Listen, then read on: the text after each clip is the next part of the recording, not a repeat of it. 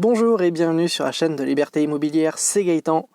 Aujourd'hui on reprend la suite de la vidéo précédente sur comment monter votre colocation étudiante. Comme je vous l'avais déjà expliqué, c'est quelque chose que je connais, dont j'ai fait le tour et que j'essaye de continuer à mettre en place et que je compte bien mettre en place le plus possible parce que c'est ce qui pour moi m'apporte le plus de valeur et que je trouve le plus rentable. Donc moi c'est mon cheval de bataille, ça va être la colocation étudiante. Je ferai peut-être d'autres choses, mais pour le moment, c'est ce que j'essaye de mettre en place et c'est ce que j'aimerais vous expliquer si jamais vous aussi, ça vous intéresse. On en était resté à vous avez trouvé le bien au bon prix avec les devis qui vont bien. Vous êtes maintenant prêt à aller signer tout simplement le compromis de vente avec l'agence. Vous pouvez bien entendu, si vous le souhaitez, ne pas aller le faire chez l'agence, mais directement chez votre notaire. Point très important, il vous faut absolument avoir un notaire. Pourquoi ? C'est tout simplement quelqu'un qui va être avec vous, qui va vous accompagner au cours de votre achat, vraiment jusqu'à la signature finale, et qui va vous empêcher potentiellement de signer quelque chose qui ne va pas. Vous n'avez pas forcément les connaissances de tous les termes techniques, de tous les papiers qui sont fournis, parce que quand vous achetez ou que vous voulez acheter un bien immobilier, il y a vraiment énormément de documents et tout lire est vraiment très compliqué et tout comprendre l'est encore plus. Votre notaire est là justement pour vous faciliter la vie, pour vous assurer que ce que vous voulez faire est possible dans le bien que vous avez trouvé. Donc il va lire déjà le règlement de copropriété, toutes ces modifications, les devis qui ont été faits par rapport aux diagnostics qui ont été faits. Il va également relire le compromis de l'agence si vous voulez passer par agence. Là franchement ça ne regarde que vous pouvez très bien passer par une agence. Pour moi le plus important est d'avoir une validation de votre notaire comme quoi ce que vous voulez faire est viable dans cet appartement, qu'il n'y a pas de problème. Par exemple, pour faire de la location courte durée, il y a certaines choses à respecter, il y a certaines clauses, notamment dans le règlement de copropriété, qui vous en empêchent. Du coup, avoir un aval du notaire sur le fait que vous lui précisez très clairement que vous voulez faire de la location courte durée ou de la location meublée étudiante, et vous lui demandez si quelque chose dans tout ce que vous lui fournissez comme document, enfin surtout que l'agence immobilière va lui fournir comme document, vous en empêche.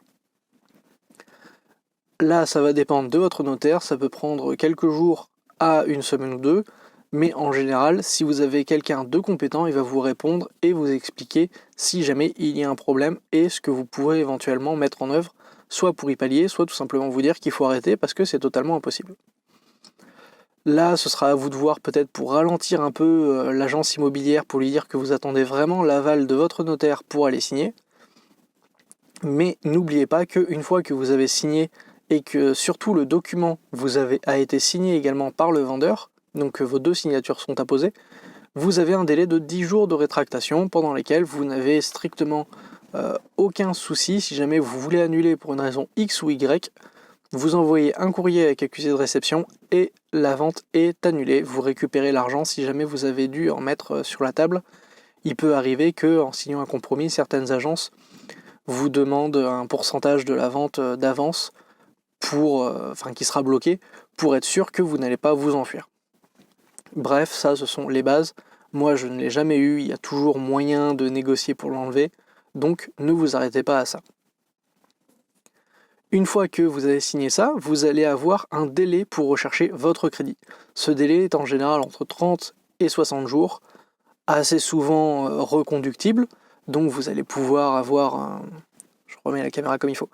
Vous allez pouvoir avoir au maximum, disons, jusqu'à 90 jours pour trouver votre crédit.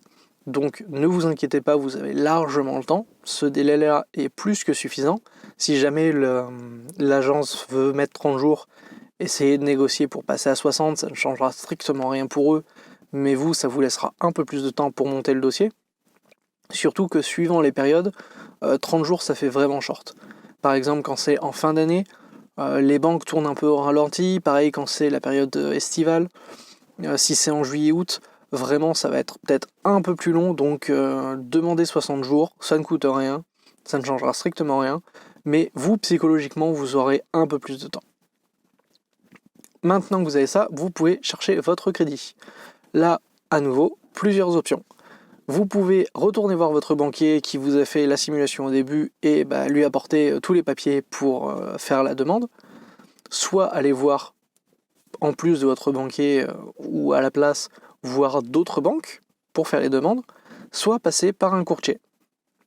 L'avantage du courtier, ce sera que lui, il connaît déjà toutes les banques, il connaît déjà les ficelles, il sait comment ça marche, et si vous trouvez quelqu'un de compétent, là encore, il faut savoir bien s'entourer, il saura à quelle banque s'adresser en fonction de votre profil, en fonction de vos demandes, en fonction de vos besoins.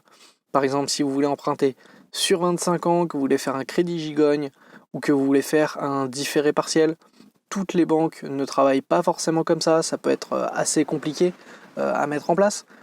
Du coup, son avantage sera que il pourra directement vous orienter vers la banque qui vous correspondra. Bien entendu, il ne faut pas passer par un courtier et aller démarcher les banques en même temps, parce que si les banques reçoivent 2 dossiers avec votre nom, ils ne sauront pas comment l'étudier, tout simplement parce qu'ils recevront 2 demandes potentiellement assez différentes et ce seront deux traitements différents. Le courtier ne vous obtiendra pas les mêmes avantages que ce que vous pourrez avoir, tout simplement parce que lui envoie massivement des clients aux banques. Du coup, il peut assez souvent négocier des frais de dossier moindres, sur assez souvent des taux plus petits également. Donc, ce que je vous recommande, si vous démarrez et que vous avez un projet peut-être un peu compliqué, ce serait de passer par un courtier, de vraiment chercher un courtier, de vous en faire recommander un. Ça peut être assez simple, vous allez sur des groupes Facebook, ce genre de trucs, trouver une recommandation d'un courtier, c'est quelque chose de simple. Donc vraiment chercher le partenaire financier qui peut vous aider là-dedans. Maintenant, admettons que c'est impossible pour vous d'obtenir le crédit, vous avez eu plusieurs refus, vous voulez annuler la vente, présentez, en général je crois que c'est 3 refus à l'agence immobilière et automatiquement la transaction est clôturée, elle est nulle, vous revenez à l'état de départ comme si rien ne s'était passé. Si jamais vous avez eu à mettre de l'argent sur la table en séquestre ou autre, il vous est automatiquement reversé. Ça, c'est fini, on n'en parle plus. Maintenant, prenons le cas qui nous arrange. Vous obtenez votre crédit. Vous devez donc prendre rendez-vous avec l'organisme bancaire de sorte à signer tous les papiers et pouvoir ainsi obtenir votre financement.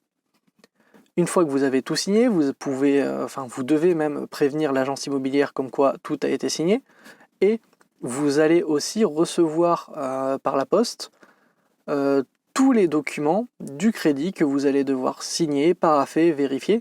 Et là, vous avez à nouveau un délai de 7 jours de réflexion pour accepter ou non votre proposition de crédit. Donc, on va passer la partie où vous le refusez, parce qu'en général, en tant qu'investisseur, si vous êtes allé jusqu'à voir la banque et qu'elle vous a dit oui, en général, vous allez vous arrêter là. Donc, vous allez signer le papier, attendre le délai de 7 jours. Et ce que je vous recommande de faire, c'est qu'au moment où vous recevez le papier, c'est d'appeler votre notaire pour directement prévoir une date de signature de l'acte authentique, l'acte final, puisque de toute façon vous allez devoir attendre et que aller chez un notaire ne se fera pas en 2 jours. En général, prévoyez plutôt 1 mois, et si vous attendez encore 1 semaine que le délai soit passé, vous allez devoir attendre 1 mois et 1 semaine donc pour aller voir votre notaire et signer. Si ça vous arrange, attendez. Parfois, ça peut arriver que ça nous arrange d'attendre un peu, par exemple, pour se rapprocher le plus possible, justement, de la rentrée de septembre. Mais si ça ne change pas grand-chose, autant démarrer de suite, de sorte à pouvoir, s'il y a, faire les travaux le plus rapidement possible. Vous avez donc votre crédit, vous avez votre date de signature, et vous n'avez plus qu'à aller chez le notaire pour aller signer l'acte authentique. Vous allez relire avec lui pas mal de documents, vous allez avoir pas mal de choses encore à signer, à parapher. Bref, une vraie partie de plaisir. Et vous allez ressortir de là avec les clés de votre nouveau bien immobilier. Et à nouveau, la vidéo est très longue, donc on reprend la suite dans une prochaine vidéo. J'espère que ça vous aura plu. Si c'est le cas, n'hésitez pas à laisser un pouce bleu en commentaire si vous avez des questions sur cette partie, n'hésitez pas. Et puis je vous dis à très vite pour la suite de la vidéo. Allez, à ciao!